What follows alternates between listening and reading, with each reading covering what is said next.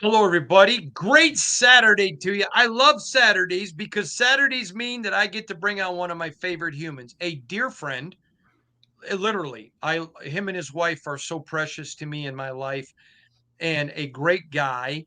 We've been doing this for nearly 2 decades, and he is a decorated journalist. He is a highly successful attorney in the Atlanta Buckhead area, and he joins me to dig in and to talk Raiders, to talk NFL, to talk sports each and every week. And I love it because he provides a perspective. I'm in the forest, and sometimes you can't see the forest because of the tree. And so he provides a great perspective, and he's so analytical.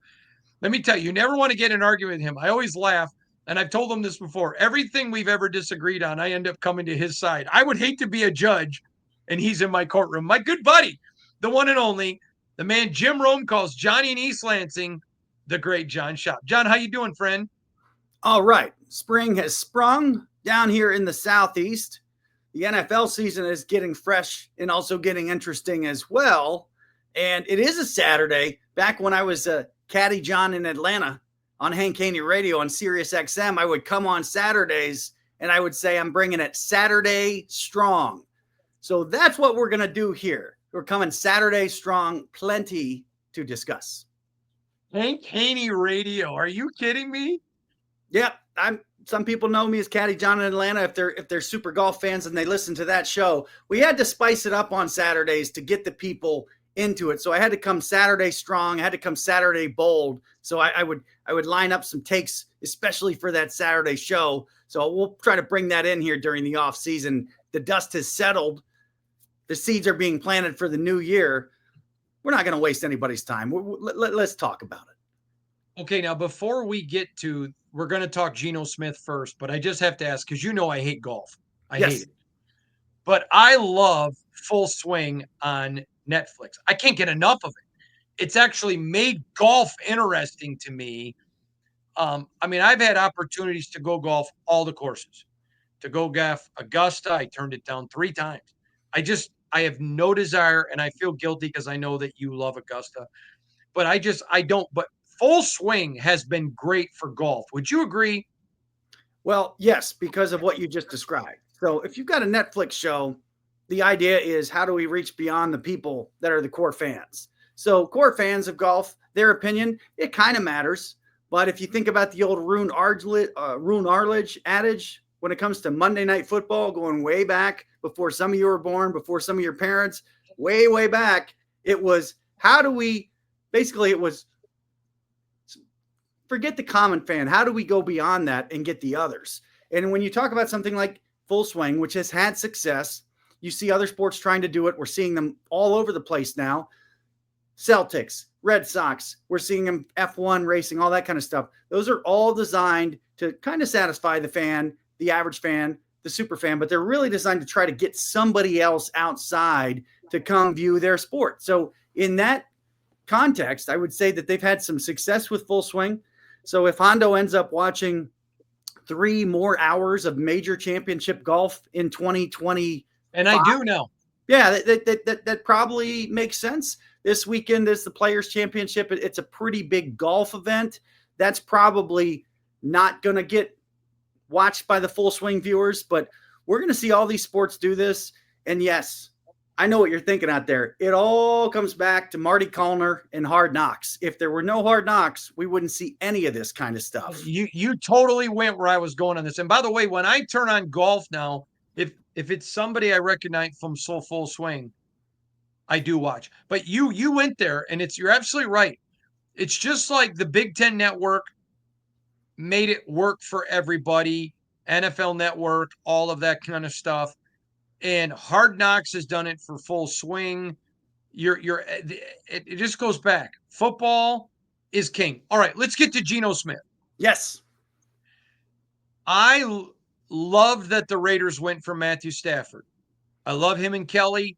I think it was a great decision. I think they would have done that, gone and got a rookie that he could have developed, brought in another guy, and had 4 quarterbacks with Aiden O'Connell. But he was still very able to play at a very high standard. I loved it. When it didn't work out for the right reasons, The guy took less money because he didn't want to move his family. And they were like, you know what? If you're still going to play, then let's stay here where our family has roots. You know what? God bless him. I love that. But they then pivoted. Sam Darnold comes with a lot of questions. Okay. Daniel Jones, come on, give me a break. I mean, there were some other guys they looked at, but teams weren't willing to trade. And at the end of the day, they said, okay, here's Geno, who's had tremendous success under Pete Carroll. They are very close, they're tight. Chip Kelly recruited him out of college, didn't play for him, but recruited him. He's a guy that knows what they want. They know his work ethic. They know his integrity. They know his character. And then I start talking to people part of the Seahawks organization. I mean, they had no line, no running game. And we know Pete's going to have a running game. You look at his stats in domes. I mean, there's just a lot of reasons to like this. They're going to restructure him and extend his deal, but it's going to be something that they can get out of if they have to. To me, I'm stunned at the people who don't like the Geno Smith. John, where am I wrong? There's a lot more right than wrong, I think. What you talked about, the intangibles that line up, the known quantity of Geno Smith, this is a thing that makes his success more likely with the Raiders than anywhere else he could have gone. I'm pretty sure he knows that. What we didn't see really was kind of a house cleaning there in Seattle, which is fine. That's their thing. Raiders ain't worried about that. Here's what I like from the outside. I like how the Raiders managed the downside here. Say something goes wrong. You don't want it to, but something goes wrong. Geno Smith gets hurt. Geno Smith gets old in a hurry. We saw what happened last year when Kirk Cousins got injured. The ball was going 500 yards one game, and then the ball was going nowhere. You don't want that to happen, but it's inevitable. It's just a matter of who it's going to happen to. I like the downside here for the Raiders. I like the potential mentorship for the Raiders. I'm still in the camp where I think they ought to try to get a first-round quarterback if they can and go ahead and mentor him. I don't know if that's what they want to do, but that is a great opportunity because Smith is not a bad mentor at all. There's not going to be any trouble there. No, I agree, but I'm going to say this to you because I know what you think, and I don't want the listener to misunderstand you. A first-round worthy quarterback. You don't want him to just go pick somebody to pick somebody. No. You want them, if only if there's somebody they can get who's first-round worthy. Legal term, if and only if. If there's somebody legally, or if there's somebody first-round worthy, I got two guys in mind that I like. We can talk about them closer to the draft. Probably have a good guess who they are. And or if the draft shakes out and all of a sudden the Raiders are saying, you know what? We have this. Maybe we can make a couple calls and get up in there and take one. I like the idea of Geno Smith as a mentor. He has seen a lot of different seasons. His full swing would be fantastic on his NFL career. He can still play. We know that, but we also know, same with Stafford, same with Cousins, the end may come quickly at some point, not for their lack of effort. I like the idea of the mentor, but the key to me is I understand what you said, and I think the key of what you said is the way they will extend him if they extend him.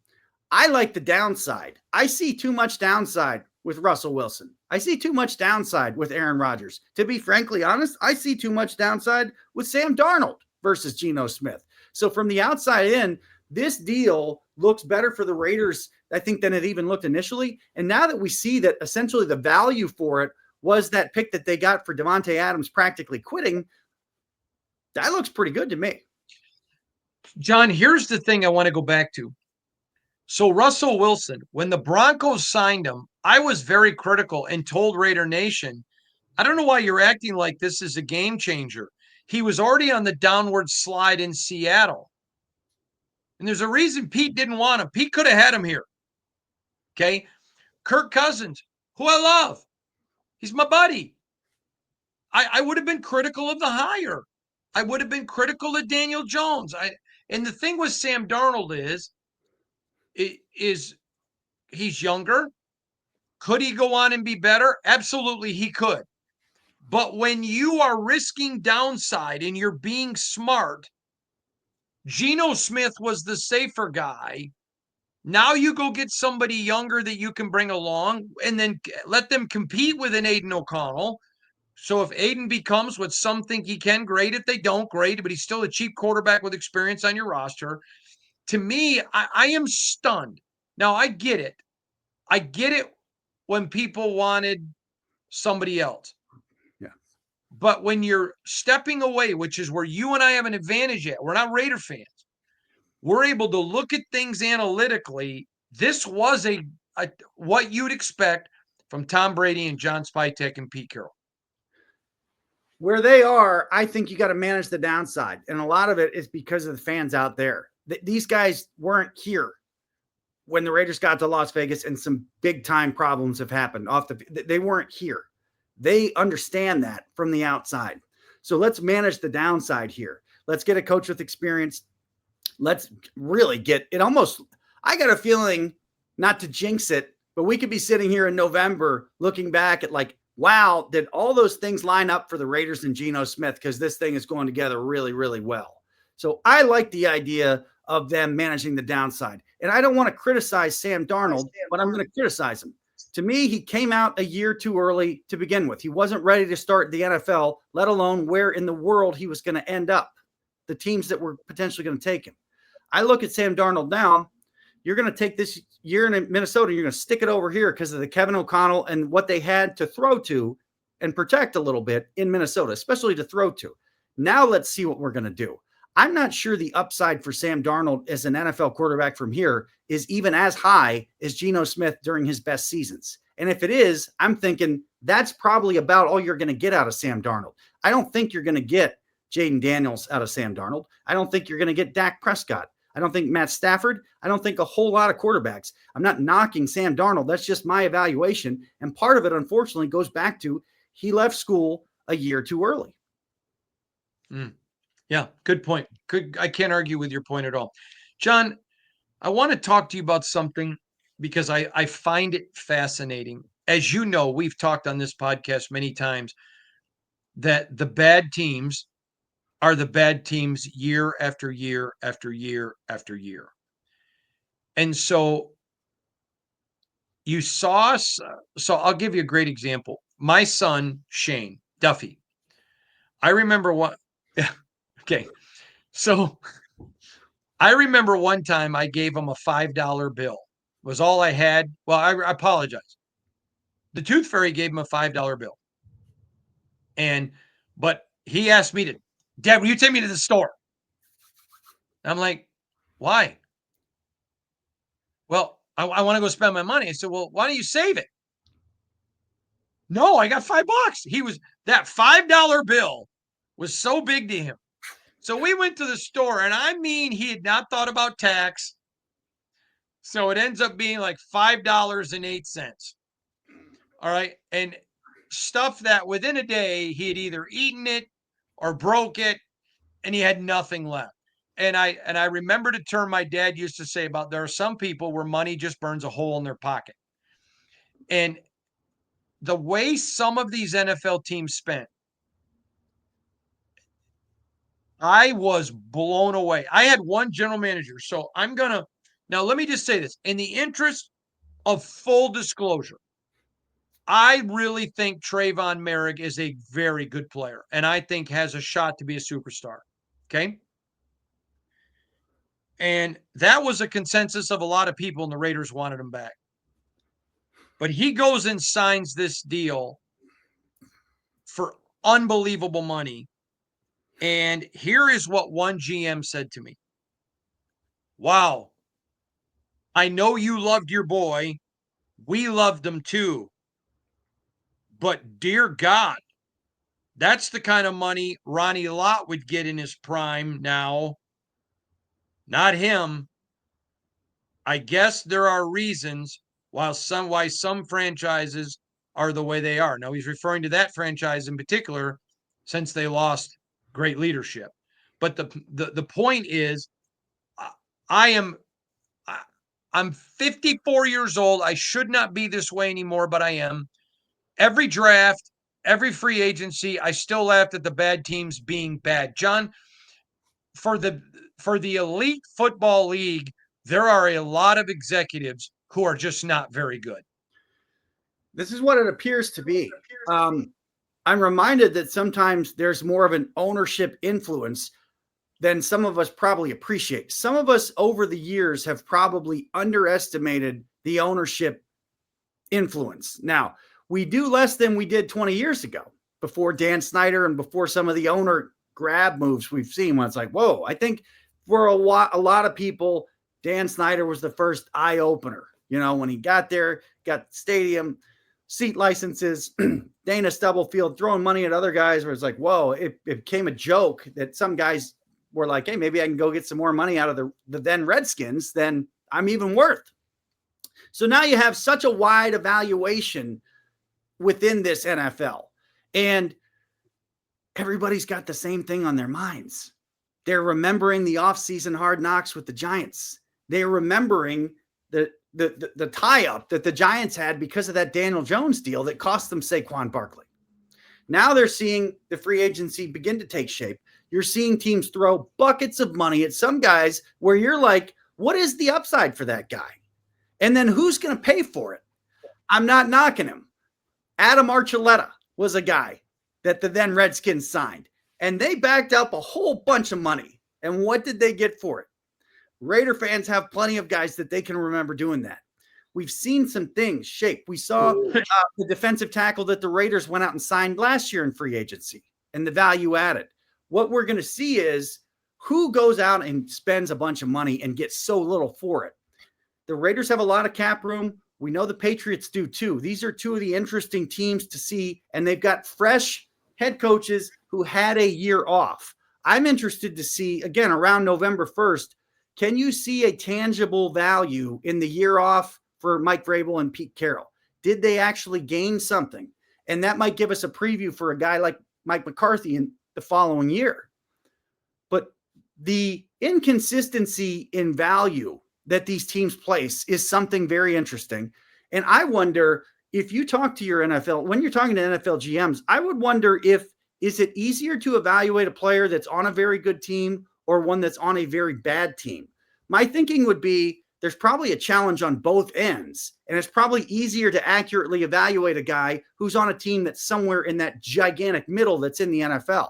Sometimes we've seen guys who seem like they're great players on bad teams don't really do much beyond there. And of course, there's plenty of guys that have been on a perfect situation, perfect team who go somewhere else and they're poof, gone. I am curious the challenges of evaluating guys who are on a very bad team, because I think that's probably more difficult than we appreciate. John, that's a brilliant point on your part, and I agree with you 100%. It is. I know talking to executives, one of the things I like to ask them is, about evaluating players. And Nick Saban talked about in recruiting, I don't want to see highlight tapes. You don't get to my desk through my recruiting people, through all my assistants, and then my coordinators if you can't play. I want to watch your lowlights. What are you doing wrong? Is it something I can coach? Or he used to love to watch film when the teams were way up or way down. Are you still playing with the same? I know one guy that coached with Nick. Bobby told me this. Nick wanted videos of what the guy was like on the sidelines after a big play. Did he want to be seen, or was he with his teammates? I mean, the things that Nick was playing chess when other people were playing checkers. And that stuff to me is, you're absolutely right. All right, I want to talk about the NFL because we're seeing something that we haven't seen from them. There is talk in the NFL about moving the combine. Now, I'm going to tell you something. I love the combine for my job. It is a terrible event for fans. I tell every fan who wants to go to the combine, don't go. It's terrible. You see a bunch of guys running a bunch of different drills all over the field, and but you don't get announcements, you don't hear stuff. It's much better if you watch it on TV. To me, it's just not. If I wasn't going for work, I would never go. And I'm a football fanatic. I would never go. I mean, if my son was in there, but you know what I mean. Yeah. So they're thinking about taking this thing on the road, tickets, making a big deal about, I don't know that they would do tickets, but doing it like the draft. And I'm going to tell you something at the and I've not talked about this publicly yet. At the combine, every single executive that I asked about it was furious. They're like, listen, Indy's perfect. We know all the restaurants. Nobody bugs us here. It's perfect. It's centrally located. Don't mess with it. Don't touch it. Don't ruin it. Leave it here. And it's the first time, John, in the NFL where everything they do works and is perfect, and they're the leaders. Where I thought I may have saw a crack. I'd love your thought on that. Not a good week in Indianapolis relative to hotels. Another story from another sport, but not good. The combine, as far as people going, we don't want to bury the lead. It's just demand. Nobody ever went or thought of going to the combine. They put it on TV all day. People have it on. The fandom for the NFL is so extreme. People are showing up to watch measurables, you know. My thoughts are that this is inevitable that it will move. My thoughts are there's absolutely 100% chance it should be in Los Angeles because of all the NFL campus that's right there. You can make a great case that it makes sense in Atlanta because it's the easiest place in the country to get, and there's probably enough hotel space right next to it, and maybe it won't be that much of a bother. It doesn't make any sense to do this outside of a controlled dome environment. That seems obvious for many reasons. The league probably should be a little careful here. There's a balance between marketing yourself and irritating the people that work in the sport. I don't see a big upside here. The demand is huge. That's fine. Let the demand run and go crazy. It's not a guarantee that people will be pumped up to watch the combine in person in 2028, 2032. On the other hand, it is absolutely no question they are pumped up for the draft every year. That ship is sailed. The combine is not going to be the draft. But I can see a case where they say, listen, Indianapolis is our home base, but we're also going to go to LA, or we're also going to go to Dallas or Atlanta or Arizona. We're going to go to another dome from here and there. The one that's most obvious, of course, is Los Angeles. And even if it's just Los Angeles and Indianapolis, that's fine by me. But I'm with you. That if anybody's trying to sell the NFL that this is a big event they ought to be marketing, no, it's not. I mean, you've got to be as big of fans as you all are listening to us and watching us, which we love. We appreciate your time. We love this stuff too. You got to be that much of a fan or more to take your tail out there to Indianapolis and watch somebody, unless you're related to them or working in the sport. So the emphasis, the lean for the NFL should be what's most convenient and set up best for our franchises and for the people that need to use the combine to literally evaluate who they want to take. I told this to some fans that wanted to go this year. I said, I mean, I'm a Pro Football Writers Association fully credentialed media guy.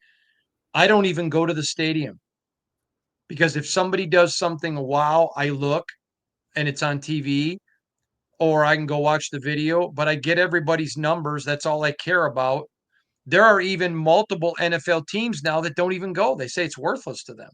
Now, So, on the other hand, if you listen to our buddy Jim Miller and Pat Kerwin, if you want to go to a football event, go down to Mobile. The Senior Bowl is awesome. I know some people that went from Atlanta. They run into people that, you know, the off season, people are more relaxed. They're talking real football with real football executives. That is probably the better of the two if you have a choice to go to one of those events, because the Senior Bowl is serious business, and it's cool, and there's something more to watch than guys in the sleeveless shirts doing things. That stuff is probably best for TV. I'm with you. Yeah. By the way, I saw Jimmy at the combine. What a good guy, huh? He's one of our guys. All right. Yes, So, John, he's a fantastic serious radio program that they've got going there. Love it. yeah, him and Kerwin are the best, and it's just good for me that he's a personal friend too. I love Jimmy. All right, let's go to the next one. I want to reset something. Bill Polian, who is a favorite on this show, has said a lot on this show, but his words still ring true this offseason. Why don't you talk about it? This is the time of year to circle back and talk about the Polian chemistry factor. Talking about the chemistry of the dollars of the contracts inside of your locker room. So, as the Patriots, the Raiders, as the Dolphins, the Commanders, as the Eagles at the top of the sport, as the 49ers with whatever they're doing, we don't know what they're doing. There's a consideration that has to come in chemistry wise. This player that we just signed, how is he going to fit in our locker room? Is his behavior going to change because he went from his rookie deal to now he's going to get a check for tens of millions of dollars? How is that going to affect my room? Are the other guys, do we have enough guys on our roster that are committed to what is in the best interest of the team? How are we going to prepare ourselves to successful in 2025 versus the other end of the spectrum?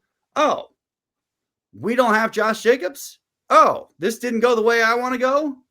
This is the other. I'm not picking on Devontae Adams. You all saw what happened. You know what happened. You lived it.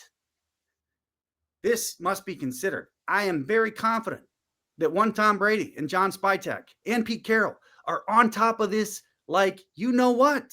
And I think it probably played a factor in who they even considered to try to bring into the quarterback position and who they will bring in from here. There is some fascination in my part of the country with what's going on with Kirk Cousins. There should be. It's a fascinating story around the sport. There was a really good article in ESPN with some interesting sources, let's say, who I find to be very accurate based on what I know about the situation. So this is something because Cousins is nearly exemplary in this area. He is not making trouble with his ball club. He is not going to make trouble. He is extremely patient over the course of his career, and he has the no trade card in his hand. Now, we're not just talking Cousins because we know the guy and we covered his whole career. This is a very interesting thing around this sport right now because Cousins knows about chemistry in locker rooms. To his credit, he doesn't appear to be messing with any of it in Atlanta. But does he want to play that no trade card and go to another bad franchise with a bad locker room, let alone maybe one that's got the color brown covering the franchise right now? I don't know. This Bill Polian factor. For more reasons than a nickname. Yeah. This Bill Polian factor must be considered at this time of year. It's not as much a worry as far as I can tell with the draft. Those days are over. Sam Bradford, hats off to you, buddy. You did great. Those days are over. The rookie thing ain't a worry. What is the chemistry with who we're bringing in? My understanding, and I'm sure you can echo it, there have been more than a few teams that thought we are going to sign player X. We love player X. They brought him in. They met with him. They realized we are not going to sign player X because his impression, what he was talking about, some of the stuff he was asking is not consistent with the chemistry nor the focus that we want on being the best team. This looks like somebody that's like, well, I made it. Let me go shopping for a car. I'm going to cruise from here.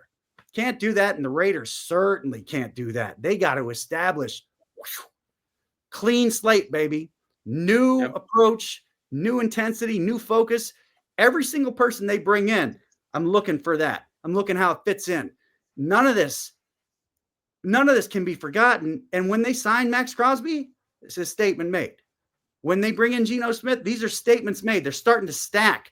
That's why this is an underrated time of year for football. If you are a super fan and you're with us on Saturday morning.